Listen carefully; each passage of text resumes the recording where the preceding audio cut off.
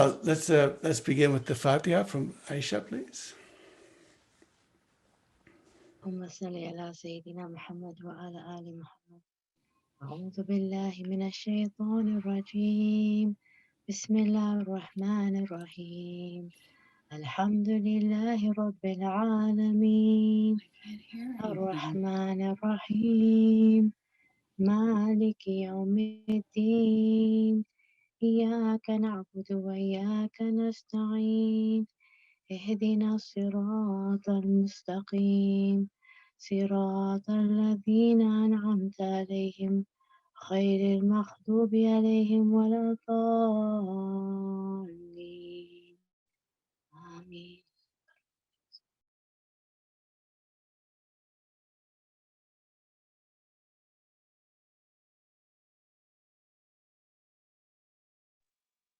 You're still on mute. Good. Okay, I'm stretching out the screen, and don't forget you can put gallery view and then squish the screen a little bit bigger so you get to see more of the beautiful faces. So we're looking at Fatir, and so this is a very interesting word, sort of grammatically. For one, there's when we have the lexicons, we have the description of Fatir in this following way. Just a second, let me check something else. Make sure everyone that we're muted. So everyone, okay, I guess that's working. So Fatir in the lexicon, we understand that the Arabi language, which is not the same as the Arabic language, the Arabi language is a language of the Arab, up until the time of the passing of Muhammad sallallahu alaihi wasallam. So that's the time period of the Arabi language. Anything else that happens later is Arabic. And so we realize that the people in those days, they knew that they had to find out what the Arabi language says, what its meanings were. And so in this position, in this situation, I think it's Ibn Abbas who says, I never knew what Fatir meant until I saw two Bedouin, two of the Bedouins. They were fighting each other or arguing with each other about whose well it was. And he says, I am the Fatir of that well. And so that was their argument. So we learned both that people were finding out what is the Arabi language, and its meaning for Fatir is the one who digs a shovel into the ground and a well, and then digs down until the water lens starts coming up. So Fatir means splitting because the shovel splits the ground. And it also means being the first to do something or making something that wasn't there before. And so this Fatir has to do with originating, but also splitting. So splitting, and so we have the imagery of the splitting of the heavens and the earth. And that's another one from Ibn Abbas who said, if I told you what the meaning of the command, the divine command is put between the heavens and the earth, you would stone me. So we know for sure that this is the kind of imagery that is happening here, but people like Ibn Abbas know not to say anything about it. So the people who were studying the Arabi language, going into the Arabi language in order to understand Quran, and so what the meanings were not in their contemporary Arabic, but in the Arabi language. And what happened is that in the next generations, some of the greatest of these scholars who studied the Arabi language were Persian speaking.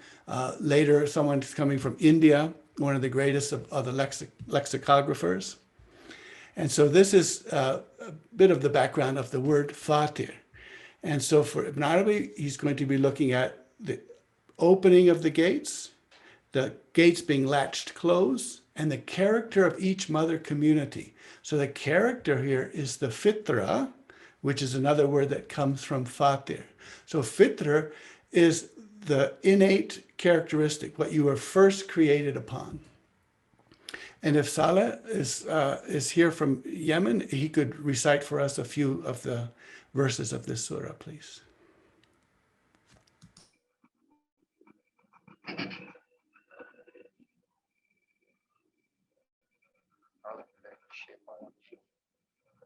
بسم الله الرحمن الرحيم الحمد لله فاطر السماوات والأرض جاعل الملائكة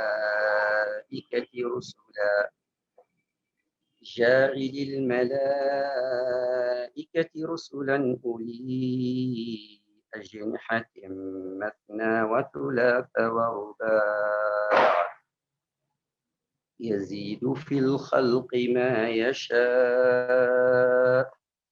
إن الله على كل شيء قدير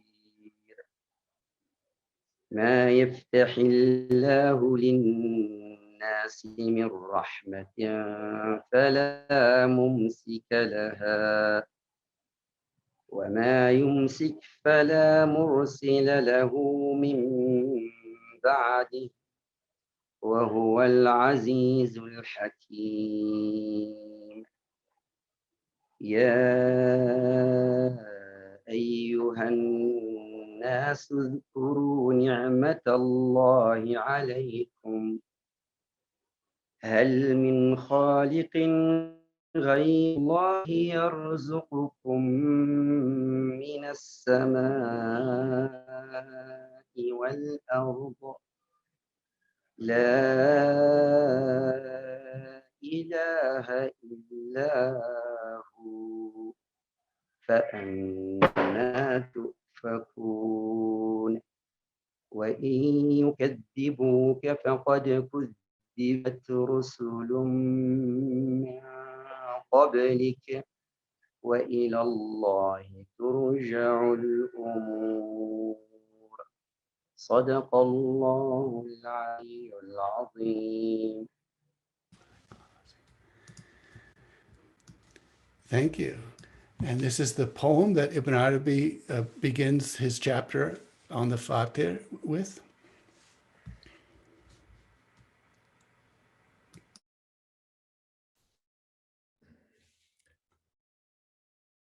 Do not fling aside anything that is. Indeed, everything that is has a descriptive based on the true, and everything that is, they are each signposts. Because the true is jealously protective that they be his, the true is their very eyes. Quran and Revelation come with this truth. If not for my utter dependence, in my complete lowliness, I would not be in league with him, being his eyes, nor would his nearness be verified for me, and his jealously sticking close by my side. For his right due, every side of being is racing, like Hajar for water for her son, and striding forth, like Moses for fire for his family. This has been resolved in the book of God as a teaching. Everything, each of these entities glorifies who, and for this reason, he brought them into being, and God knows all. Everything that is, of all that is utterly dependent during every moment, in pleasure and in pain. Where is independence? The word of God negates it. You will see only someone utterly dependent, his being sent to nothingness. Okay, thank you. So be thinking as we go why this is the illustration that I selected for this poem. So connect that by the end of the session. So this is a marketplace situation. So here, where is independence? The word of God negates it. You will see only someone utterly dependent, his being sent to nothing. And we'll find out why this is such a hopeful and merciful concept or idea. Omar, could you read the two verses and translation? بسم الله الرحمن الرحيم يا أيها الناس أنتم الفقراء إلى الله والله هو الغني الحميد إن يشأ يذهبكم ويأتي بخلق جديد. O people, you are the ones that have need of God. He is the all-sufficient, the all-praised. If He wills, He can put you away and bring a new creation. صدق الله العظيم. Good, thank you. So why we are poor dependents. So Ibn Arabi begins the prose part of this chapter.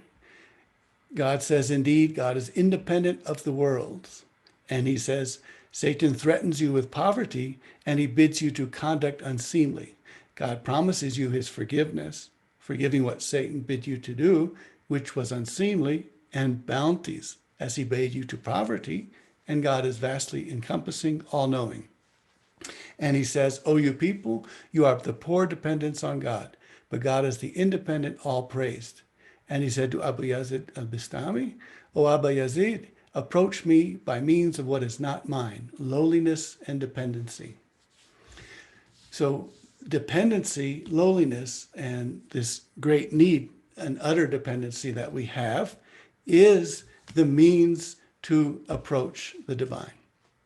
And the divine is the only one who has being. The being that we have comes and goes. So to come to the place where we always have being is to come to the place where the divine provides that being. And to come to that place, we are low, dependent, and in utter need. So lowliness, dependency, and utter need are the signs that we are linking to the being which never dies, which is the living. And so whether this is in pain or in pleasure, whether this is easy for us or difficult, the difficult parts make us in a position to say, I need you. And that medet, that call for help, is the call for the link to the being that never dies. And so the call for help is the path to what we need and what we want.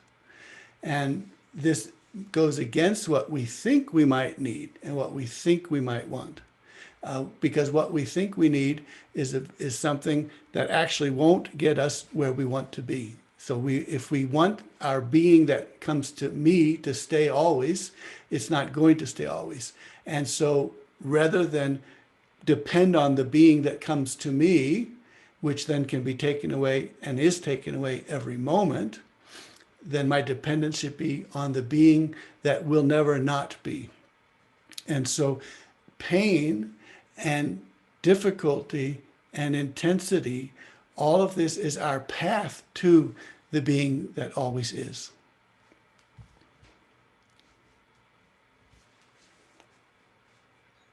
The mystic guide opens the way. Brilliant space surrounds the soul. The rose of light, its petals divine names, blossoms in the grateful heart. The mystic guide pours the true wine. His tears of love flood the world. His blessed face, a golden Quran, shining as the rising sun.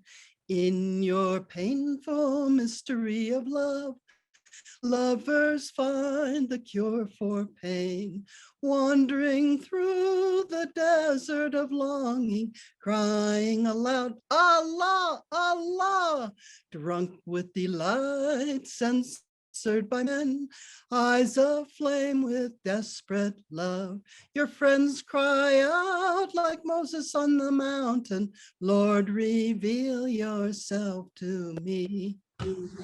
My eyes are weeping with love's agony as I dance on the mystic way, possessing nothing, not even myself, crying out, poverty is my pride, my direction of prayer is your face, my victory banner reads, all is He. Paradise is not my concern, hell is not my anxiety. You are what they praise at the holy Kaaba. You are what they seek at temples and shrines. I am free from every religion, crying aloud, Allah, Allah. Strive to become the true human being, one who knows love, one who knows pain.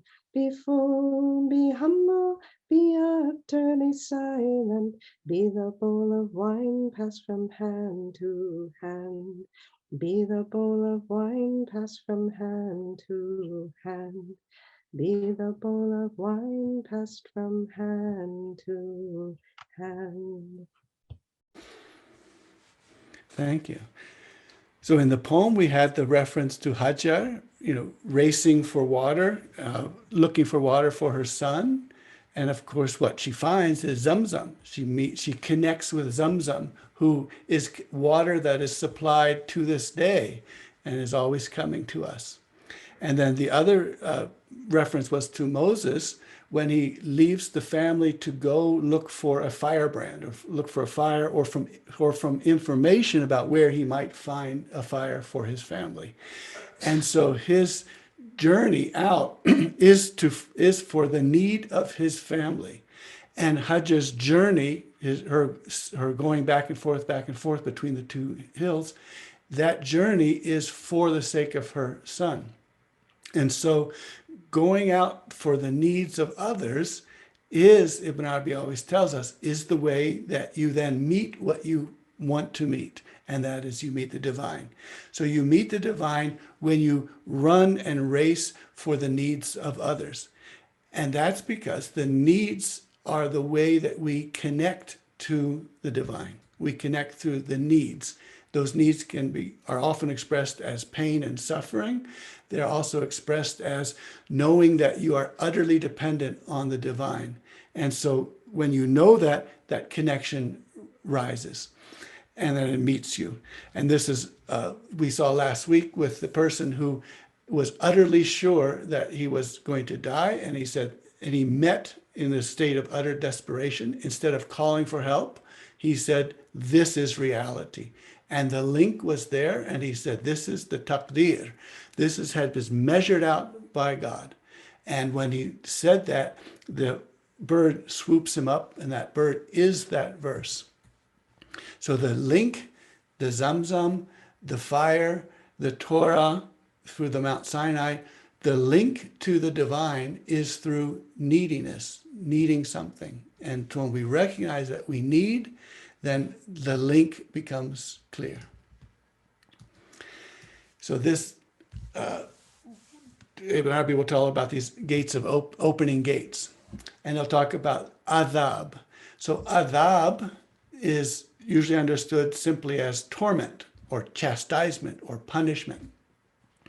But in the language itself, in the Arabic language itself, adhab also means sweet water. And so when you hear in Arabi, that is in the Quran or in those writings which are Arabi, you will hear adhab as both torment and sweet water. So learn, Ibn Arabi says, that God has gates he opens for good and gates he makes stand at the ready. So these are gates that are ready to be opened. The nows of their moment for their opening not yet reached, and therefore good also. So there are gates open for good, and there are other gates that have been ready to open for good when the time comes. And he has gates he opens for the pain expressed by adhab, torment, when the matter of torments people return to torment's original lexical meaning. So when torment returns to sweet water. So the torment becomes sweet water in the next moment. This is why torment is called adhab, torment / sweet water. In fact, this one finds sweet water in the next matter, because only then does he remember his Lord. So his torment was not remembering his Lord. And when he remembered his Lord, the torment turned to sweet water. You see, when human beings are hit by hurt, and the ropes, so the ropes and the means, so these are what we might call secondary causes, but in the Arabi, it's ropes. And that's the ropes that you hang down a bucket to the well and pull the bucket up with these ropes. So the way that the bucket of water rises to you is through the ropes. So when human beings are hit by hurt and the ropes and the means to remove the hurt are severed, and this is the most severe torment, they remember their Lord. They return to him forced by the exigency, not voluntarily. So you're forced to turn to God. So they find sweet water when this happens, the matter which returns them to God. So you have returned to God and you find sweet water. They remember him, and he takes them out of the dominion of their neglectfulness and their forgetfulness. So when we forget and neglect, we are in torment. When the neglecting and the forgetting have pain and hurt included, then suddenly we remember Allah, turn to Allah, and then we find sweet water. Therefore, one calls this adhab, torment, then sweet water. This word is a good tiding for the one the word takes up its abode in through kind mercy, that she, mercy, will pursue and soon attain one. So this is the imagery of the Rahman, is a horse which with a big chest but is very slow. And so as the horses are racing, it looks like all of the vengeance and all the wrath, those horses are going really, really fast. But Rahman horse, in the end, gets out in front because she has the biggest chest, the greatest stamina.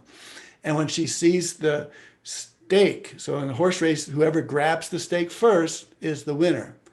The stake, Ibn Arabi says, is humanity. So when she finally gets there, she picks up the stake, and it is humanity. Says, I have you. I have outstripped the rest. So Rahma outstrips everything else, all the other horses. There is no more gentle connection of the true to his good tiding to his creatures during a moment of intense difficulty and of easy circumstance. So easy circumstance, if they lead us to neglectfulness and forgetting, the link is severed and we actually become tormented. If not for this, the statement in his word would not be true. Is then one against whom the word adhab is rightfully due. So he brings the word adhab. So everyone has the word adhab, meaning torment and then sweet water, is due for everyone. And it's our way, well, it's the divine way for us to be returned to our true being. So the imagery is of a wall. So Araf in the Quran is a wall. And in a sense, there's one imagery of it's like sitting on the fence where you're on a wall and you're neither here nor there. But Ibn Arabi will bring that and another imagery up. And he'll say, the most distressing of pains is the non-being of the attainment of one's wishes. And we have related that God says to the angel, do not resolve the need of so-and-so at this time, because I indeed love to hear his voice. And then the other part of the story is that when the person that he doesn't like to hear that person's voice says, resolve his need right away. Now, if that person expressed his pain with lamenting because of an absence of that which he was begging his Lord for, then this precludes the one pain from divine mercy. And then the wall will be put up between them with a gate therein. Within will be mercy throughout, that is pure mercy, and without it, all alongside, will be adhab, that is mixed mercy, torment and sweet water. And he does not say, without will be only adhab, this because of his knowledge of what the matter returns to. You see, he's explaining that the within of the sight, inside it is pure rahmah, and the without of it will only function according to the rule of the inward. So this is very important. The inward is the rule for the outward. So what the inward is pure mercy. And that pure mercy rules the outside as well. So the matter of causes of pain in the outward is based only on a rahmah in the inward. The rule of the inward is effective in the outward. Do not the limbs, and they are the outward of you, operate only based on the intent of the inward. The inward who is the operator of them. Intent is inward, no doubt. The adhab is the outward of the wall only based on an intent of rahmah for you. So there is torment outside the wall only because rahmah is intended for you. A rahmah which is in the inward part of the wall. So pain is nothing but the lack of pleasure and the attainment of wishes. So with God, there's only a gate opening the gates of rahmah. However, there is an outward rahmah which has no pain in her, and then there's an inward in which there is pain during a time, nothing else. Then her rule appears in the final destination. So the pains are happenstances, they just happen, and the pleasures are fixed and steadfast. Therefore, the world is a site of rahmah, essentially lamenting pain because of what happens by chance to him, to the world. God is inaccessible, all-wise, placing wisely the matters in their proper places and setting them down in their fitting, aligning places. This is why there comes in the report from Messenger of God, sallallahu alaihi wasallam, in a long story, saying in the story, indeed, God is more compassionate for his slave than this mother for her child. He pointed to the woman. And so there are two hadith that Ibn Arabi may be referring to, and we'll have, if Aisha could read those two hadith. Bismillah ar-Rahman ar-Rahim. We were with the Messenger of God sallallahu alaihi wasallam in one of his battles, and he passed by a tribe. He asked who the tribe was, and they said, "We are Muslims." A woman was putting firewood in the oven, and with her was a child of hers. When the flames rose from the oven, she moved him back.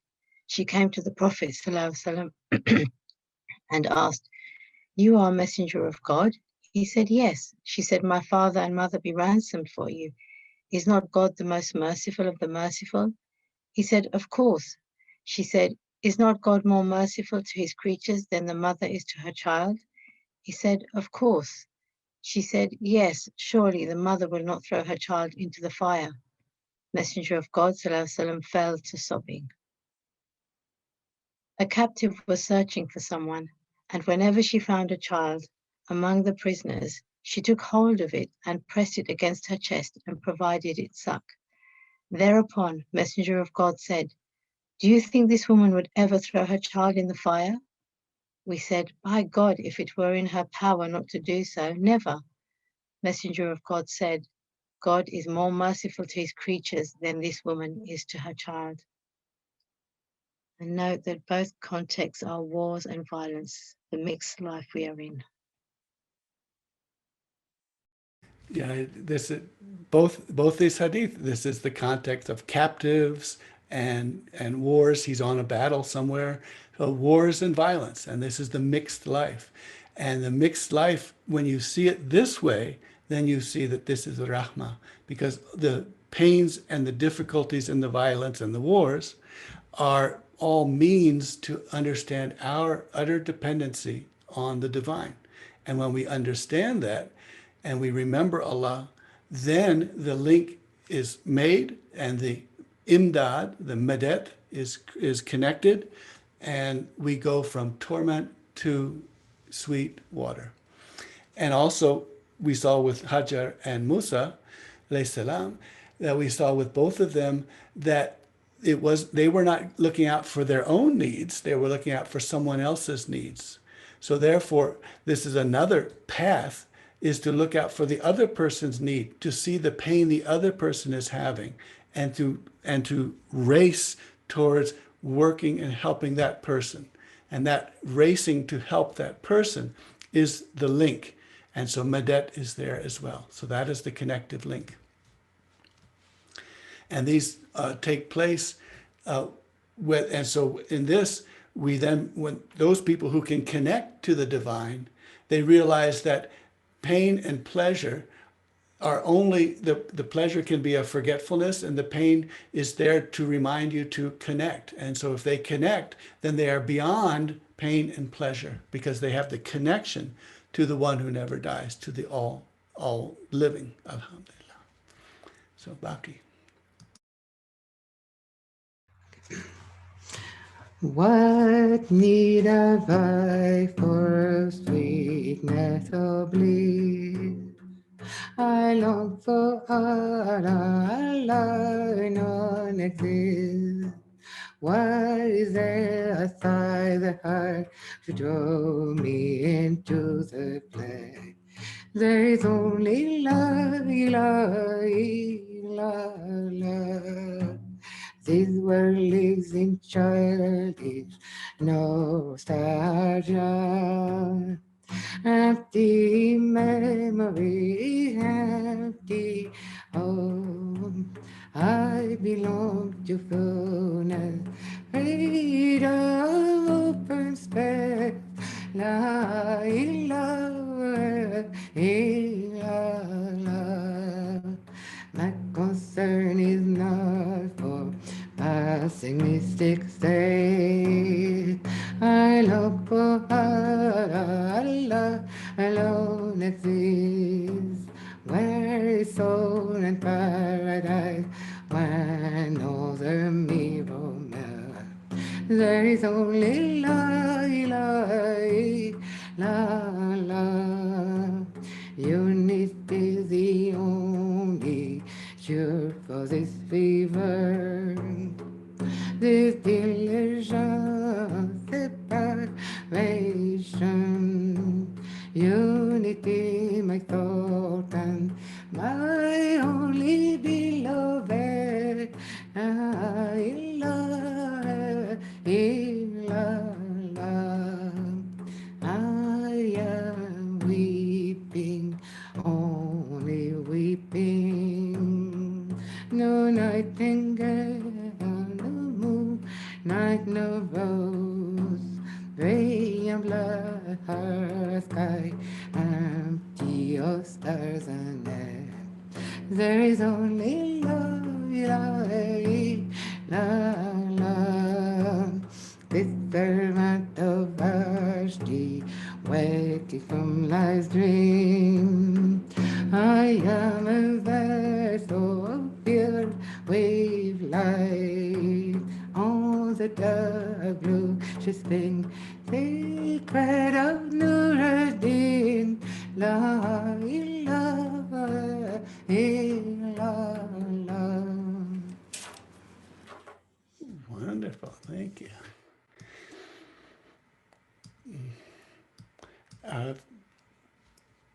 Let's see. So here, thereupon,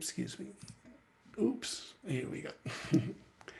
Thereupon, may the enabled beings learn that they are poor dependents essentially. Poverty never ceases to accompany them forever and ever, because their essence is forever. For them, the ropes are set down which bring to them with their presence that which they are dependent on. So then they are dependent on the ropes. God makes the entity of the ropes to be names belonging to who? God makes the entity of the ropes to be names belonging to who? So the names of the ropes are part of his exalted names, so that one will depend solely on who?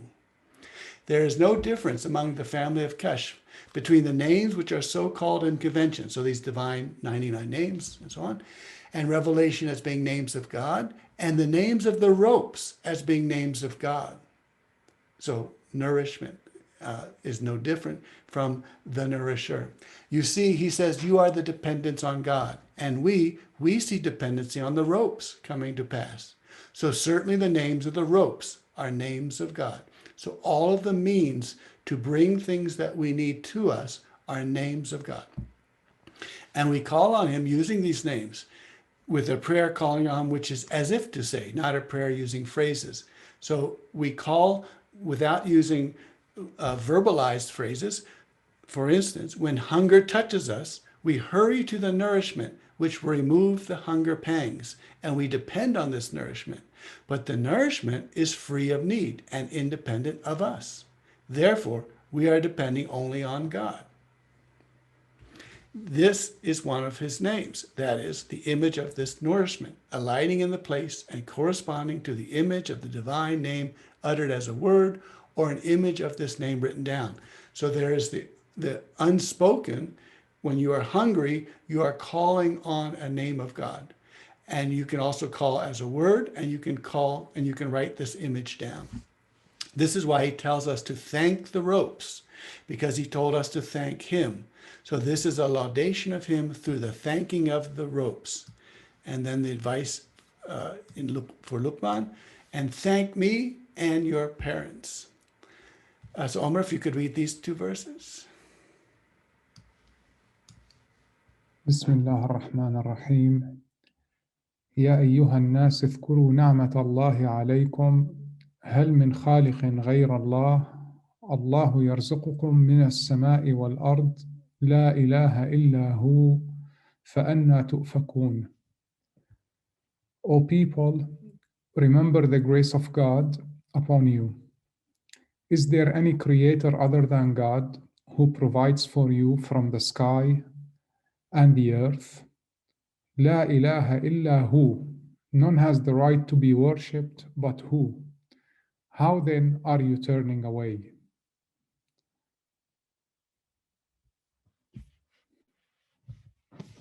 ألم تر إن الله أنزل من السماء ماء فأخرجنا به ثمرات مختلفة ألوانها ومن الجبال جدد بيض وحمر مختلف ألوانها وغرايب سود.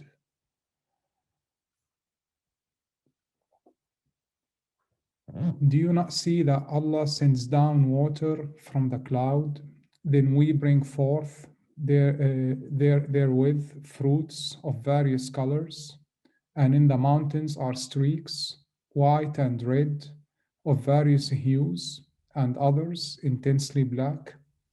Sadaqallahu al-Azim. Thank you. So because the true is jealously protective that they be his, the true is their very eyes.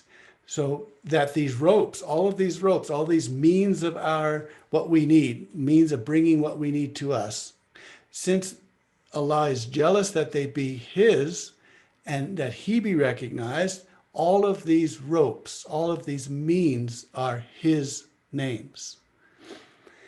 If not for my utter dependence and my complete lowliness, I would not be in league with him, nor would his nearness be verified for me, and his jealously sticking close by my side. So how far away is our need? Close by our side. So jealously saying, I am the one who is providing this need, means that Allah has to go through the ropes to provide these needs. And so therefore the ropes are Allah's names moving through these ropes to get to us, to give us what we need. So, and then later on in this chapter, Ibn Arabi will give another beautiful imagery of how we are connected and how we get these connections. And we get some of these connections are the ones we get through the friends. And learn that part of the mercy of God for his creation is that he makes in the footsteps of each prophet and friend one inheritor or more. Certainly there is in each age 124,000 friends corresponding to the count of the prophets. They may be more, but not less. So you can have some fun and divide these numbers up into bigger numbers. You can look at the number of language groups and divide this 124,000 in there and find out how many friends are in each language group. You can divide regions and find out how many friends there are in each region. And what's wonderful is you don't get numbers like 1, 2, 3. You get numbers like 100 or 200 or 300. So this is a beautiful thing. If there are more, God divides up the inheritance of the knowledge that profit for the one who inherits. You see, the knowings sent down to the hearts of the prophet are never removed from the world, and they have only the hearts of the great ones to alight upon. So they are divided up commensurate with their number. So there are this treasure of knowledge that the prophets bring has to come down, and it will never leave. And when it comes down and never leaves, it has to find hearts to hold it, and these hearts are the friends who hold it. And certainly in the community, there are friends, the number of the prophets, or more. We narrate from Khidr that he said There is no day in which I do not speak to myself and say, there is no friend of God in the earth except I have seen them and have met with them. And then inevitably it happens to me that I meet on that day a friend of God I had not known about before that. So notice Ibn Arabi is saying, we narrate from Khadir. He's giving a hadith from Khizr, from his transmission, his hadith narration. And we narrate from him that he said, I met with a person one day I had not known about. He said to me, O Khizr, peace be upon you. I said to him, where do you know me from? He said to me, indeed, God introduced me to you and made me know of you. So then I learned that God has creatures who know Khizr, but Khizr does not know them. So.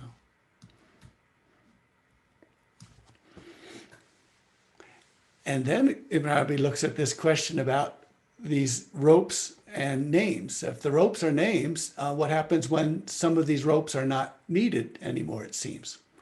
So when Rahmah spreads universally and the effects which contradict Rahmah are removed, the correlations of the name which appoint effects for her are lifted because they return to a single entity. So the names, these ropes, go back to who?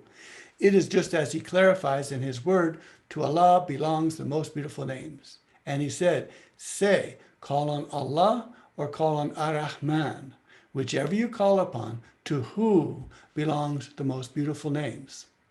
The names are applied and set down, and they apply and set down the truths of the enabled beings concerning what they demand, what we need.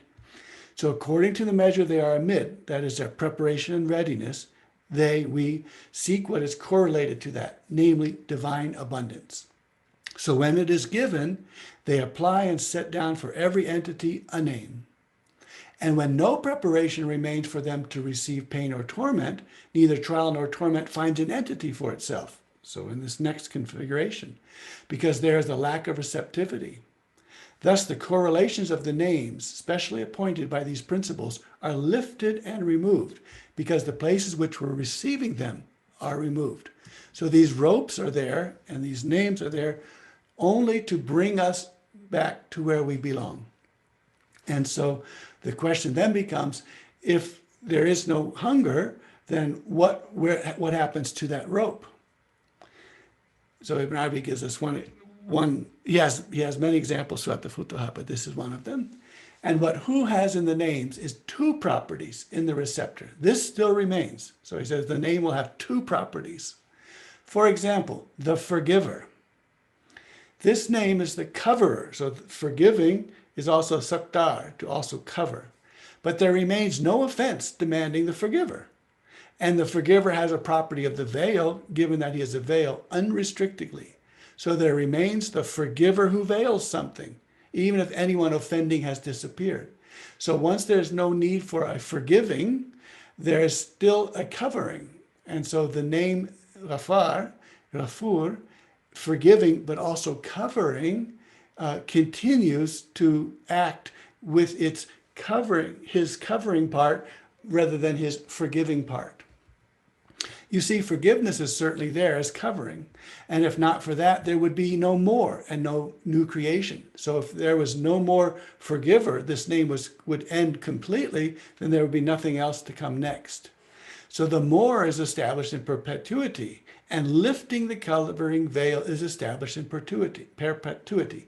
So we always want to have the name which covers, and then the name which lifts, and then another name which covers, and then lifts. So we want that because of the newness. We want everything to be new in this new creations. So now this is different from the avenger because the receiver of vengeance has been removed. So the particular application disappears. So learn this. And then he goes, and in this lighting place of the knowings, and he gives us that long, long list. So, but Ibn Arabi is very conscious that he has to give us the examples of what about this divine name or this rope when everyone's in the garden and everyone is in sweet water in the fire, where would there be need for avenger? And so Ibn Arabi will have to explain that to us, and he does. But this is what he's telling us. These names are the ropes, and the ropes are the means that we get to where we belong. Alhamdulillah Rabbil Alameen. So Okay, thank you.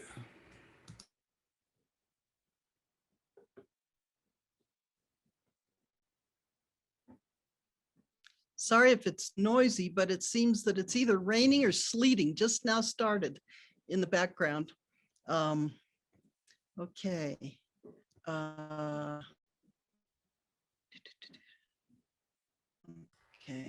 Yeah, thanks to Salah for a beautiful recitation, and thank you for Omar and the singers and the poem reciter. Thank you. What does Ibn Arabi teach about prayer? When we pray for what we want, it may not be what Allah wants for us or what is in our best interest. But it is a prayer to the one who answers prayers, so therefore it is the right thing. What prayer does is it is the medet. It creates the imdad. It creates this connection, and the connection is there. And so whether we're praying for this or that or the other thing, our connection is what we are really needing, and the prayer is making that connection. And then there are the prayers which are as if they are spoken. In other words, when your stomach rumbles with hunger, that is a prayer saying, I need nourishment. And nourishment is the rope which will, when the time comes, which will satisfy your hunger. And so you have called on a divine name by having the stomach rumble. Wonderful. How marvelous their torment and sweet water, because that is precisely what I've gone through the last few days. As I went through this torment, I kept hearing Allah calling to me to wake and let go of the torment. When I did, I felt restored and drank deeply. Right, beautiful. Yeah, so the torment that is there is so that we remember, and when we remember, it turns to sweet water. It restores us, and so that restoration, we do that. We can do that with ourselves. We can do that with other people who are in need, and so this is how Ibn Arabi keeps citing Hajar and Musa, peace be upon them both, cites them as people who went out for the needs of others, their family and their child. They went out for the needs of the others, and that intensity of their prayer, that I need something for my family, that intensity created this connection, this medet. And that connection for Musa alayhi salam was the Torah and Mount Sinai and the speaking with Allah. And so he is the Kalim Allah. He's the one who speaks to God. And for Hajar, that was the Zamzam, which was the water which would save her child, and which to this day remains an open connection and link to human beings. Is the translation of Quranic verses from Hazrati Ibn Arabi, rahmatullah alayhi, or is it yours? Yeah, so it's usually kind of a mix between mine and then other translations, and so that's something. There's sometimes where the translation really doesn't bring out what Ibn Arabi wants to have come out, and so I have to bring something into that translation. So that's how that works. Okay. So profound. Ropes are divine names extended to us in our needs. And then another thing here in the ayat, there were mention of white, red, and black rivers. Could you touch on that? Okay, so that's something that Salah just discovered in the last few days, and I'm still trying to figure out what he told me.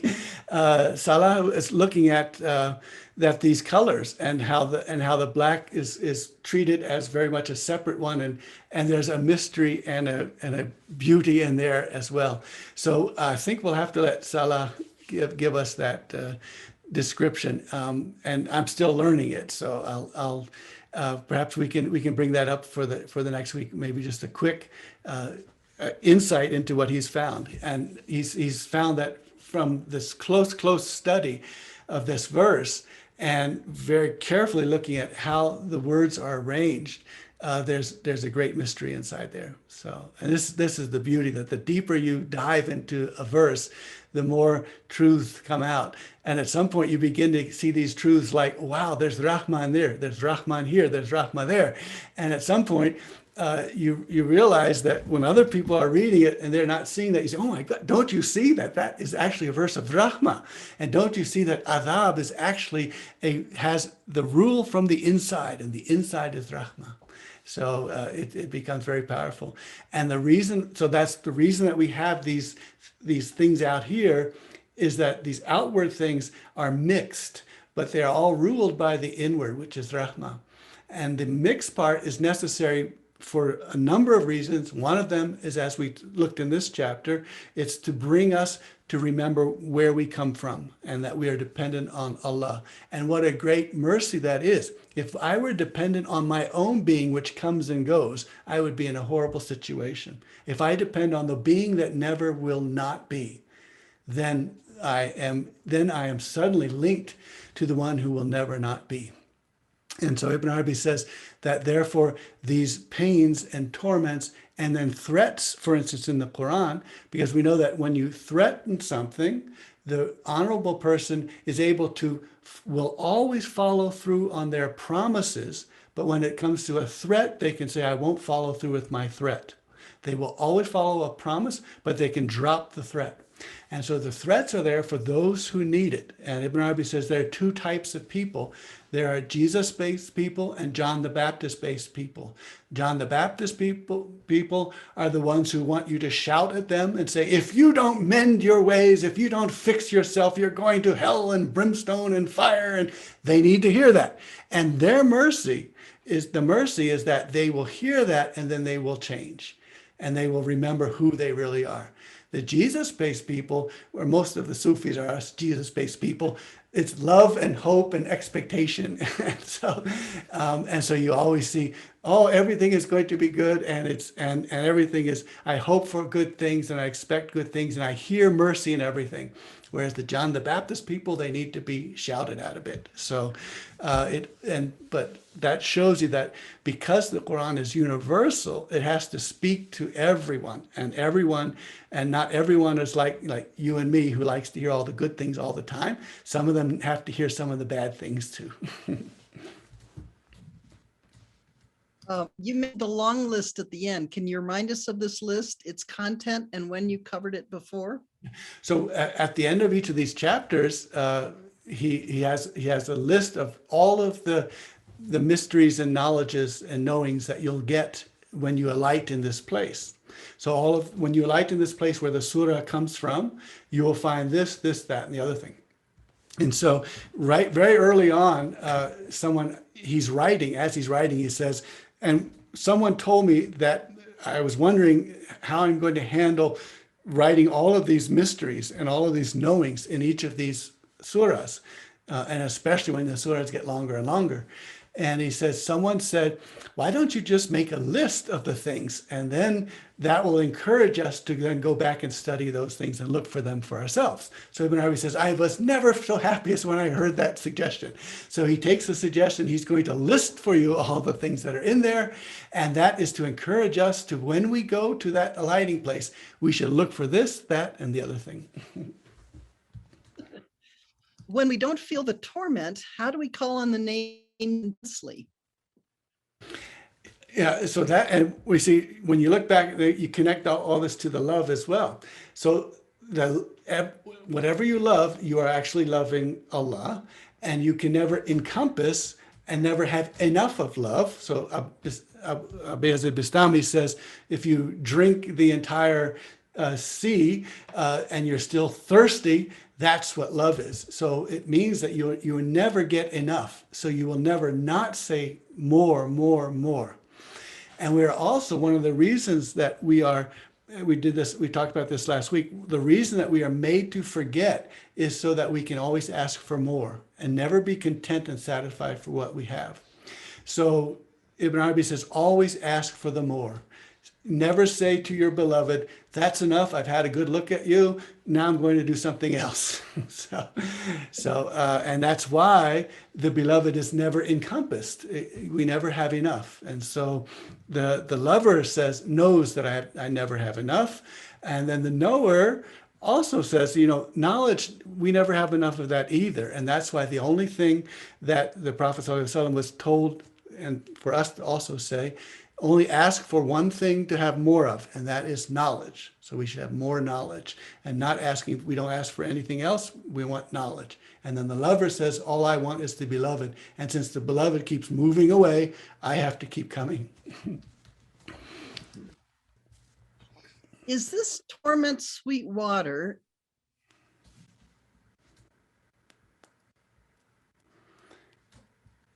Yeah, I think we had a freeze there, but yeah, the Ibn Arabi is saying that when the Quran speaks of adhab. Oh, Shuaib, you're there. Your screen was frozen. We couldn't hear you. Yeah, I think both of our screens froze. Okay, yes. So adhab, which is translated as torment or chastisement or punishment, and I end up translating torment because you want to be able to tell people that there's something else inside this word adhab. And what is inside this word adhab is sweet water. So every time you read a passage in the Quran and you see adhab, then you need to read that as torment. And then in the back of that torment or inside of that torment is mercy. And that the ruler is the ruler on the inside. So the ruler of my outside body is inside me. And so the rule of the outside pain and torment is inside mercy. And so it of course changes completely every time when you see that, when you take this knowledge, and this is a lexical truth. So I at one point, it was very clear that all of these mysteries and wonderful insights and amazing, shocking things that Ibn Arabi said are actually inside the language itself. And one of the great lexicons is the one we mentioned from the man from India. And he, in the 18th century, wrote the crown of the brides. So the people, so that's the friends. And so this was, and he saw himself as directly in the lineage of Ibn Arabi. And so it is, and so when he writes his dictionary, he's actually writing what the Futuhat is telling us all about. And so he'll say adhab, and he'll say, well, look at adhab, it has torment, and within it is mercy and sweet water. Barakallah Ufik, is that how you say it? Barakallah fiik, yeah, beautiful, thank you. Do you have a plan for the Ramadan? What subjects, topics you'll be covering? Yeah, I just got a note from Saqib's a brother in London who wants to do a podcast with Ramadan month fasting. So I haven't even thought about that, but maybe we'll look into that.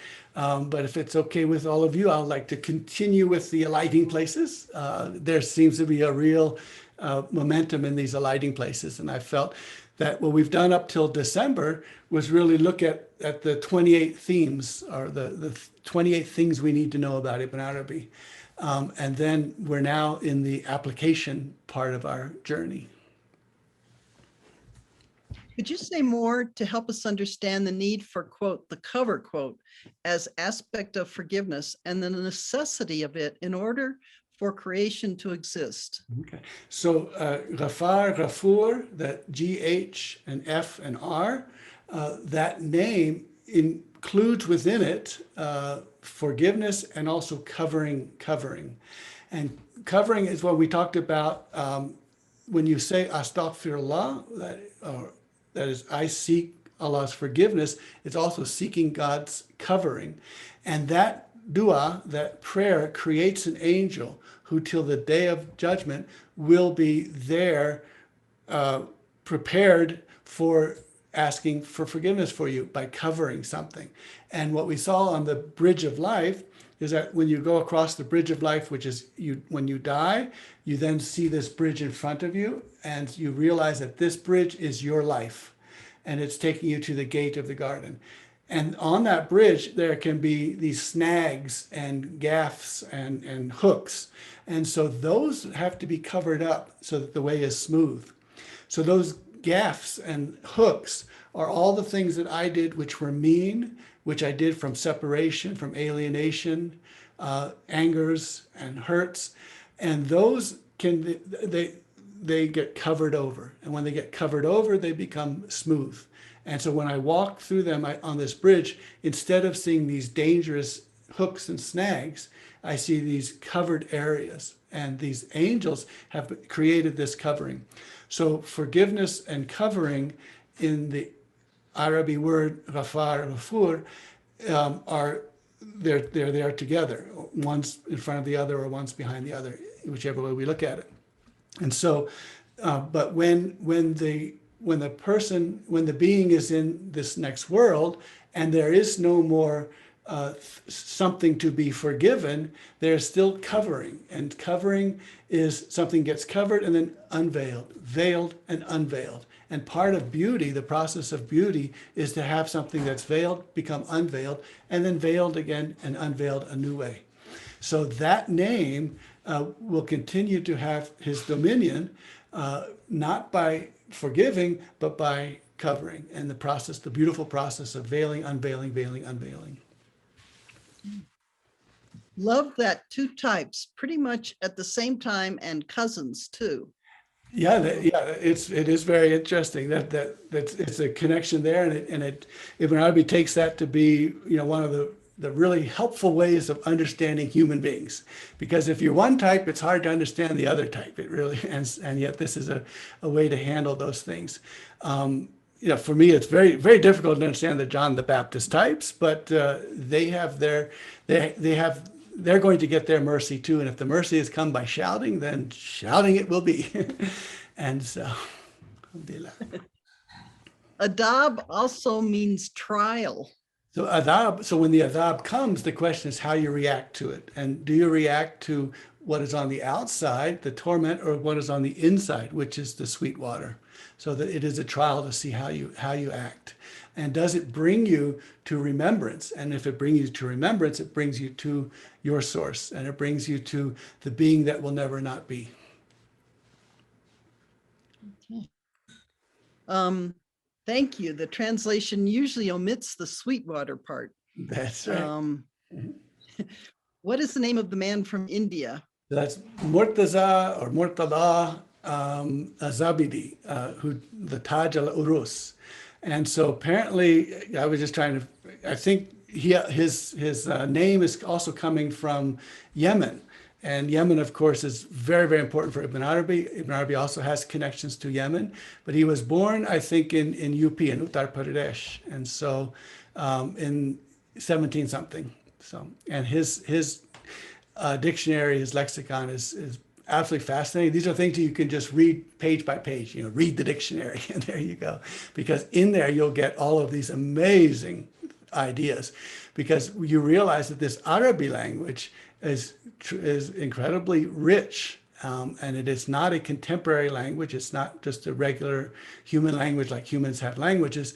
It is something which is enclosing all of these very different meanings, and almost all of them will have their own antonym, so they'll have their own contradiction inside of it. So almost all of the words, well, many of the words in Arabi, in this Arabic language, Arabi language, are their own antonym. So, and that's how Ibn Arabi works with it. He says, take it this way, now take the same word and flip it, now you get that. Can you please explain again how prophetic knowledge descends on the hearts of saints? So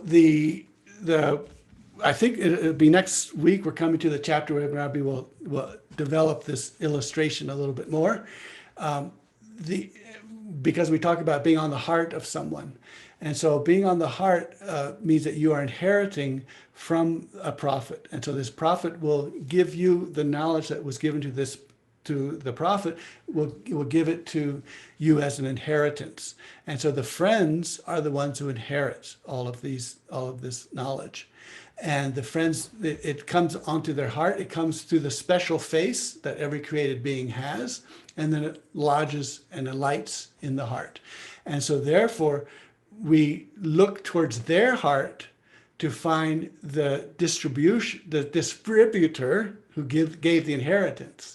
So if I look at the heart of the friend, I see their inheritance, and I see the one who gave that as inheritance to them. So I see the prophet, or whichever prophet it is. And that's why we call on from the heart of this friend. Love the idea of continuing with Surah's alighting places during Ramadan. Thank you. Are there any links or PDF about the 28 things we need to know to understand Ibn Arabi's writings? And how far ahead are you now with regards application of what is learned? Okay. Yes. So, well, the 28, what we're coming on that's Lishan is going to be putting together an illustrated guide to Ibn Arabi. And we're looking at what we did all the way up till end of December and looking at the 28 images or illustrations which one needs to know to understand Ibn Arabi. So that's an ongoing project right now. How far ahead on the application? Yeah, this is it's never all, I'm never done with the Futuhat, but I certainly get to certain areas and say, okay, now I know enough to go back and say this and that. And that's already happening in the translation. What I've learned lately can come back into the earlier parts of the translation. And so it's ever changing. So I make many drafts of translation. The idea that someone can just take a text and translate on a typewriter and that's it, that's crazy. 10 years ago, chapter 1 had gone through thousands of openings and closings. And so I go through every text. It's many times. The good news is that I'm getting enough over here lately to be able to do good things in earlier volumes. And the volume 3 is right now, as we speak, as they say. It's the printers in South Korea have just started and they are printing volume 3. So these things are coming along very beautifully.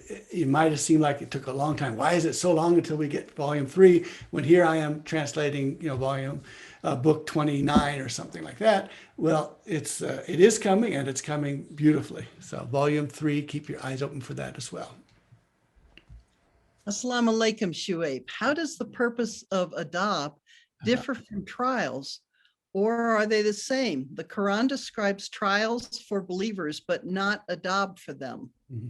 So yeah, adhab, this torment with mercy within. In fact, it depends on how you're reading. You can read trial, and especially when it comes to the faithful, that they get trials, and so and their trials are the daily life and the suffering that comes with one's life. So those are the trial.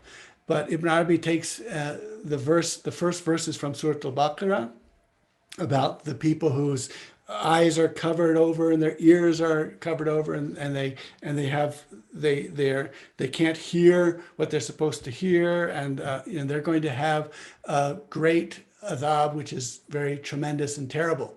And so everyone kind of reads that as, these horrible people who just won't listen to the revelation, just won't listen to the prophets, and they're going to have a horrible punishment. And Ibn Arabi says it also actually refers to the friends, because the friends, their eyes are covered from seeing anything but God, and their ears are covered from hearing anything but God. So when someone comes, even you, O Muhammad sallallahu alaihi wasallam, even when you come and tell them to do something, they don't listen to you because all they hear is me.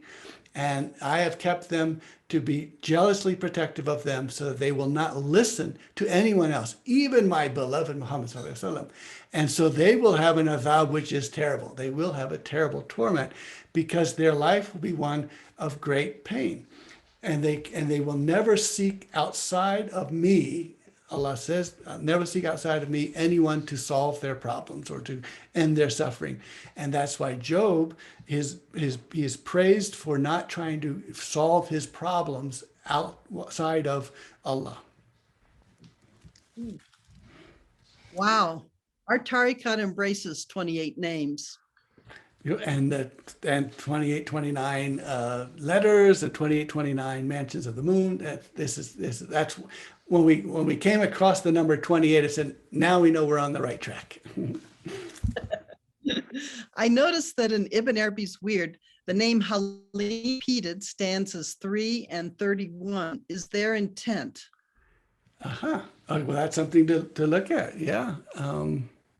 Yeah. So, and well, Halim, because Halim also carries there's forbearance, so it's able to punish but won't punish, and so that it contains it's within itself many meanings. Yeah. So that's something to look at. Those are definitely places to look at. Yes. Alhamdulillah. This being the month of Quran, does Hazreti Ibn Arabi, rahmatullah alayhi, recommend how best we recite the Quran? Yeah, this is when we looked at chapter 41, I guess, the night prayers. And so what the night prayers teaches us, that's when Allah comes down and says, the night is mine. So the night when you, and so this is someone who's beloved of Allah. And this beloved of Allah is reading the Quran at night. And when they read the Quran, they hear about the mu'mineen and the mu'minat, the male faithful and the female faithful. And they read it and they say, oh, how wonderful they are. And they stop and they say, oh, God, I'm praying for these wonderful souls. And then they'll read something about the fire and they'll say, oh, the fire is horrible. I hope I will never go into the fire. What a terrible, awful situation that fire is. And they do that all night. So Allah comes down to them in the third part of the night and says, stop reading that way. Says, you need to read ask me to say what the Quran is saying, and I will recite the Quran to you in your language. So that's the beauty, that I will recite my Quran to you in your language. And so that is to have Allah become our teacher and not to rely on our intellect or other people. Allah becomes our teacher. In Ibn Arabi's daily prayers, he mentions in connection with, quote, enemies, quote, place between me and them a wall with a door in it, the inside of which is compassion, the outside of which is chastisement, quote. Please, could you say a bit about this in relation to what you've said about the wall? Thank you. Yeah, I've been wanting to look into translating those daily prayers, and I hope I can maybe go into doing that. In a sense, Ibn Arabi is always speaking on many levels at once, just the way each of the words take on many things at once.